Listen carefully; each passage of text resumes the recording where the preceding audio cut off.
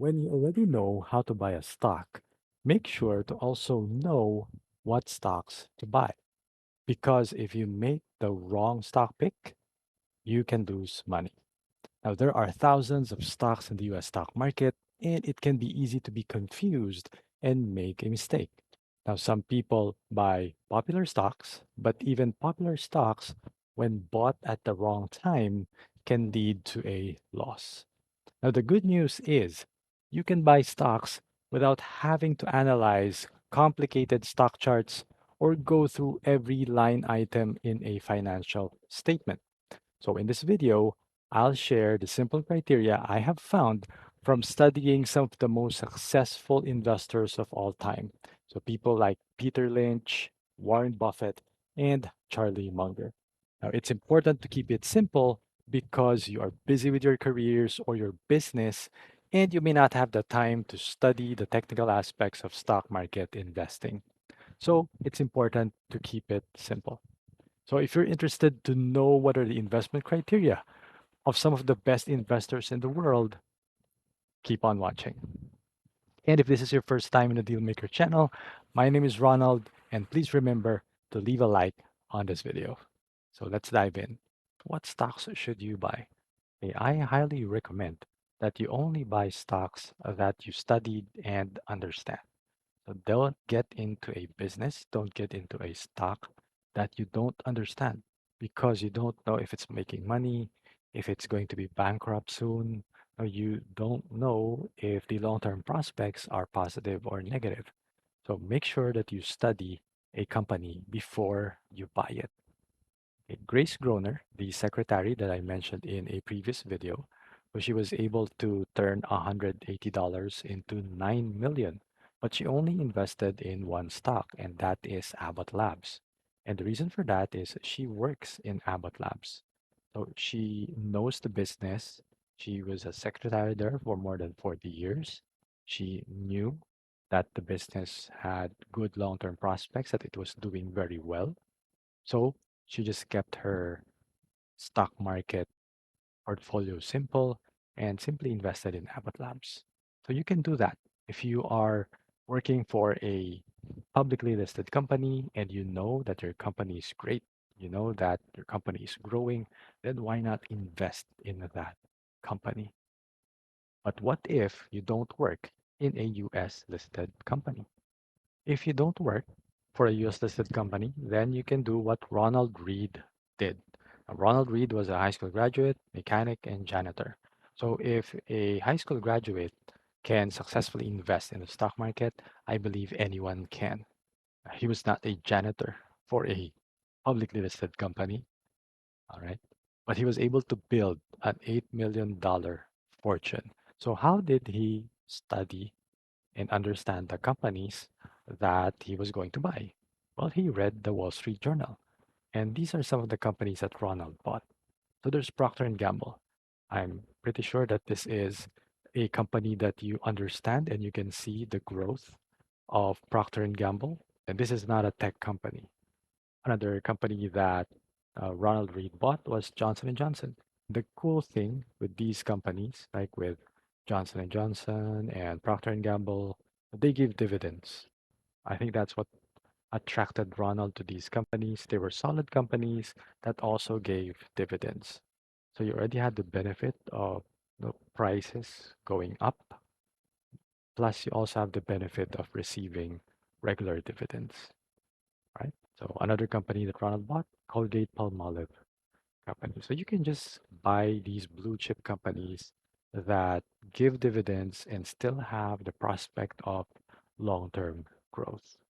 And using that simple strategy, Ronald was able to build an $8 million portfolio. So investing in the US stock market doesn't have to be complicated. It's not rocket science. You just need to buy companies that you understand. And that's why I come up with videos like this. I don't know if you've already seen this video. No, I usually would create videos that highlight certain companies, like I did a video about NVIDIA. I also did a video before about Grab, entry of Grab into the US stock market via a SPAC with Altimeter. So if you'd like to learn more about that, you can check out the links in the description below. And I come up with more videos like that so that you can study and understand different companies. The other criteria that I would like you to consider is to invest in stocks that fit your investment criteria and personality. So we're all different. You, your investment goals are different from my investment goals. Like people who are already going to be retiring soon, maybe they're in their 50s or their 60s, they have a shorter horizon, they have a shorter investment horizon, and hopefully they have more money to invest already. So they will have different stocks that fit their requirements compared to someone who is in their 20s or 30s. You will have your different investment criteria as well. Your personality also comes into play. Are you an aggressive type of investor or are you a conservative type of investor? So make sure that you invest in stocks that fit your investment criteria and your personality. Let me share my personal investment criteria. I developed this criteria based on studying some of the world's best investors. So people like Peter Lynch, Warren Buffett, and Charlie Munger. The first element in my investment criteria is the company should have the prospect for long-term capital appreciation. So that means the stock price should have the potential to increase in value over time. And there are a couple of factors that make this possible. If the company has an expanding market for their products and services, then it has the potential for long-term capital appreciation. So even if there are a lot of competitors in that particular market, if the market is expanding, then all the companies inside that industry will benefit. So, like for example, e-commerce, as people embraced the need to buy things online, then companies recognize the need to have an online presence, and companies like Shopify now see an expanding market for their services. Another factor for increasing capital appreciation is if the company has a history of increasing sales and profits year in, year out, quarter in, quarter out. So I would look at their latest earnings reports or their financial statements to see if there is a trend for increasing sales and profits. One company that does this well is Amazon. So Amazon has shown a history of increasing e-commerce sales, and it also has shown a history of increasing cloud infrastructure sales. So you can check out my review of Amazon. Now, you may also want to look at companies that are increasing their market share. So if they are competing with four or five other companies, that's fine as long as they are increasing their market share. So whether they're a small company or a big company, companies that are increasing their market share will increase in value over time because they're becoming the market leader. The last thing that I look for is I hope it's not too expensive. I mentioned Shopify earlier. Well, Shopify has an expanding market for their products. They're increasing their sales, they're increasing their market share, but I found that Shopify is too expensive, right? They are trading at a very high price to earnings multiple. So that's why I decided that, okay, while I love Shopify as a company, I will just watch it for now and maybe look for an opportunity to buy into the company in the future. Right. So if you're wondering what are these numbers that I'm talking about, you can also check out, my Shopify stock analysis. So I love companies that have a potential for long-term growth, but they're not too expensive. Warren and Charlie Munger, they love companies that have an economic moat or they have a competitive advantage. So what makes up an economic moat? Well, it could be a strong brand or market leadership. So like Coca-Cola, whenever you think of a soft drink, one in two people would normally think of Coke. So when you own the minds of 3 billion, 4 billion people in the planet, that means you will have continuous cash flow. You will always have money that is very hard to compete against. A lot of people have already tried to enter the soft drink, the carbonated drinks market, but they have not succeeded in denting the economic moat of Coca-Cola. So companies with a strong brand or market leadership have an economic moat. Companies with a strong distribution network also have a strong economic moat or a competitive advantage. Because even if you have a great product, but if you can't sell it to the market, they will buy from whoever is available, whoever has the product in front of them.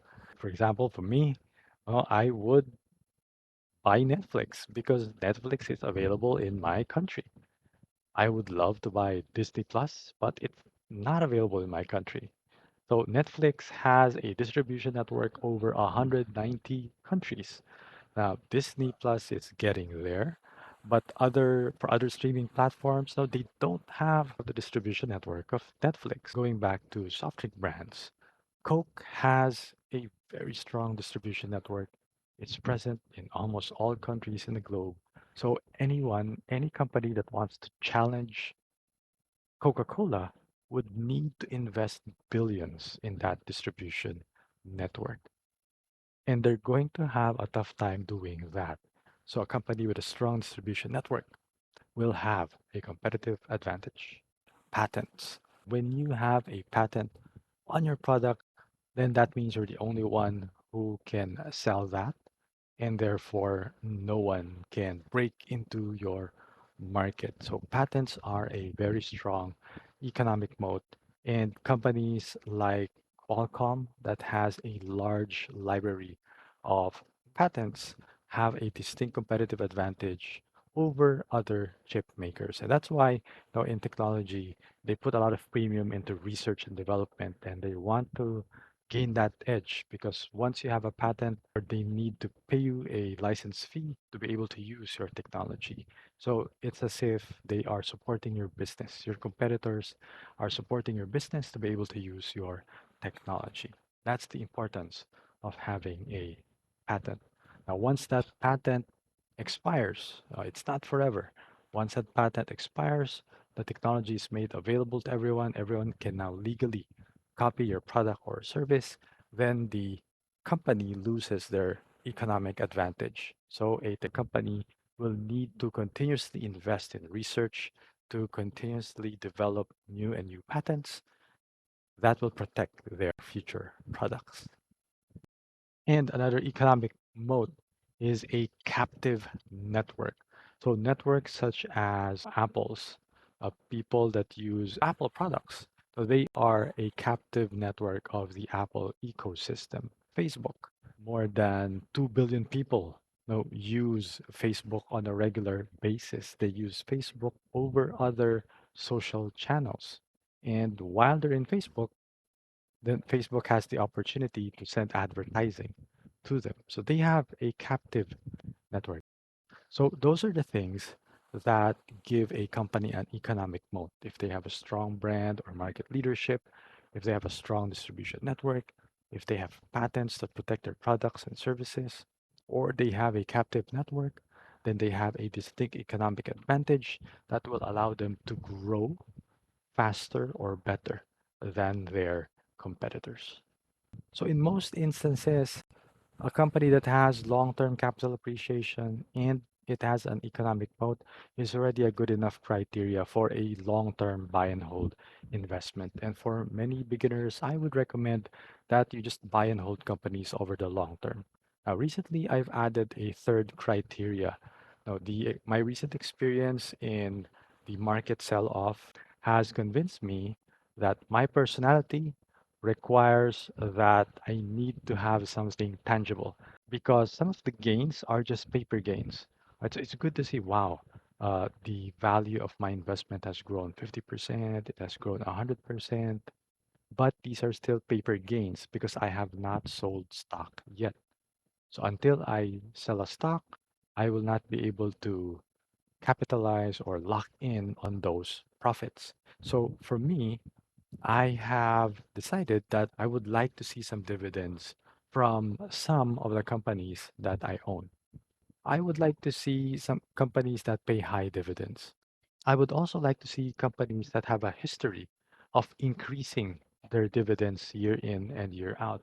So there are companies out there called dividend aristocrats. These are companies that have a history of increasing their dividends for the past 25 years. And in a recent video, I pointed this out. Three of Warren Buffett's stock actually give him 20 to 50% dividend yields because these companies have increased their dividend payouts in the past years. So companies such as Coca-Cola, American Express, these companies have increased their dividends from the time that Warren Buffett bought them. So those are my personal investment criteria. Let's keep it simple. Buy companies that have long-term potential for capital appreciation, that they have an economic moat or a competitive advantage, and optionally, you may want to buy companies that pay dividends, whether there's high dividends or increasing dividends over time. So that wraps up this video. In summary, invest in stocks that you know and understand, and also invest in stocks that fit your investment criteria. I hope you learned something from this video that will help you become a better investor in the US stock market. Up next, we're going to talk about how much should you invest in US stocks. Now that you know how to buy stocks, now that you have a platform for buying stocks and you have a criteria for picking stocks, how much should you put into US stocks? That is the next video in our series, Stocks for Beginners. This is a free investing course for stock market beginners. So I hope you're learning a lot in this free investing course. I hope that you have already started to practice. Open a practice account today. Use my link below. Open an eToro practice account to get started in applying the things that I have been sharing for you. Because if you don't use it, you will lose it. So even if you're not ready to invest in the US market, you don't have money yet, start a practice account today. Also, I would like to know, what did you learn from this video? Like, what criteria will you use for picking stocks? So will you be buying a company that has a long-term capital appreciation potential? Or will you be buying a company that has an economic moat? Or will you be buying a company that has a history of paying high dividends or increasing dividends through the years? So let me know in the comment section below. Also, please make sure to subscribe to the Dealmaker channel to get more content on investing in multiple asset classes such as real estate and the global stock market. And if you want to be notified of future stock analysis videos or the next video in this free course for beginners, please make sure to hit the notification bell so that you'll be notified whenever there are new videos released. Uh, Please make sure to watch the Stocks for Beginners playlist, and you can also check out my latest stock analysis video. Always remember, it's a great day to make deals, and may all of your deals push through. See you in the next video.